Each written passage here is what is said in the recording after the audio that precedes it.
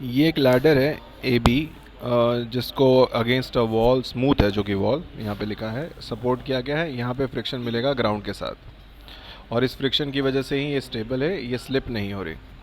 Now ladder type questions are most common questions in rotational dynamics, you will see it in multiple books. पर ये थोड़ा सा different है, क्योंकि usually क्या होता है, या तो एक लैडर रखी होती है या एक लैडर के ऊपर एक बच्चा या एक मंकी बैठा होता है। पर यहाँ पे एक बच्चा है, a boy starts moving from A to B, वो शुरू में यहाँ पे होगा और धीरे धीरे ऊपर चढ़ेगा, he will keep moving upwards. तो पहले मैं बेसिक चीज़ें बता दूँ। As it is touching the ground, यहाँ पे नॉर्मल वन तो लगेगा ही ग्राउंड से, और यहाँ से horizontally normal two will be from the wall to ladder. अगर मैं मान लूँ लैडर तो स्टेबल है, तो उसका वेट तो बीच में ही रहेगा लैडर के, let's call it weight one. और अभी मान लेता हूँ मैं बच्चा यहाँ है, तो इस बच्चे का वेट W2 यहाँ लग रहा होगा। पर प्रॉब्लम जैसा आप जानते हैं, ये बच्चा ऊपर चढ़ता रहेगा तो W2 ऊपर की तरफ शिफ्ट होता जाएगा।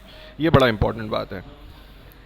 अब फ्रिक्शन जैसा इस लोअर मोस्ट पॉइंट की टेंडेंसी है राइट भागने की, तो उसको बचाने के लिए फ्रिक्शन को अंदर आना होगा। Let's call that friction F। अब ज़रा वर्टिकल इक्विलिब्रियम के लिए ज़रूरी है कि नॉर्मल वन जो कि ऊपर है should balance weight one and weight two, ये हम जानते हैं। और हॉरिजॉन्टल इक्विलिब्रियम के लिए ज़रूरी है कि फ्रिक्शन की वैल्यू जो है वो नॉर्मल टू के बराबर हो, क्योंकि फ्रिक्शन लग रहा है लेफ्ट, नॉर्मल टू लग रहा है राइट, ये दोनों भी एक दूसरे को कैंसिल करने चाहिए। और रोटेशनल इक्विलिब्रियम के लिए ज़रूरी है कि जो नेट टॉर्क आए वो ज़ीरो आए। अगर मैं नेट टॉर्क इस लोअर मोस्ट पॉइंट ओ के अबाउट लेने जाऊंगा, तो आपको थोड़ी सी बातें समझनी पड़ेंगी कि यहाँ के इसके अबाउट N1 का टॉर्क नहीं बचेगा, N1 तो उसी से निकल रहा है, फ्रिक्शन का टॉर्क ज़ीरो हो जाएगा। सो टॉर्क्स अबाउट O अगर लेते हैं तो आई विल गेट N2 का torque, N2 into O B कह दूंगा मैं, ये क्लॉकवाइज टॉर्क होगा। वेट वन का टॉर्क आएगा, वेट वन मैंने लैडर का सेंटर माना है, तो वो तो आपको भी पता है कि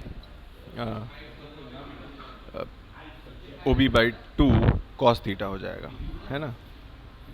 तो वो तो कांस्टेंट वैल्यू है, बस मैं अगर उसको ओ बी का आधा देखें तो ओ बी बाई टू, और अगर यहाँ पे एंगल थीटा है जो लैडर बना रही है तो कॉस थीटा, ये कांस्टेंट है लेकिन, है ना। और वेट वन भी कांस्टेंट है, तो पूरा ही टर्म कांस्टेंट है। प्रॉब्लम आ रही है लड़के के वेट में। सो लड़के का वेट W2 ये तो कांस्टेंट है, पर वो ऊपर भागता जा रहा है ना। अभी तो ये W2 यहाँ है, थोड़ी देर बाद ये W2 शायद मुझे यहाँ मिले, तो ये तो कंटिन्यूसली शिफ्ट होगा। तो अभी मैं उसको अगर x मान लूँ, तो ये x जो है, ये जो x है ये वेरिएबल है, ये वेरी करेगा। इसका मतलब ये है कि as the boy travels from A to B, यानी कि मैं ऐसे भी कह सकता हूँ कि अब इसका मतलब है कि एज x इंक्रीजेज, सोचिए इस इक्वेशन में क्या होगा अगर मैं x को बढ़ाता चला जाऊँ, क्या N2 नहीं बढ़ेगा?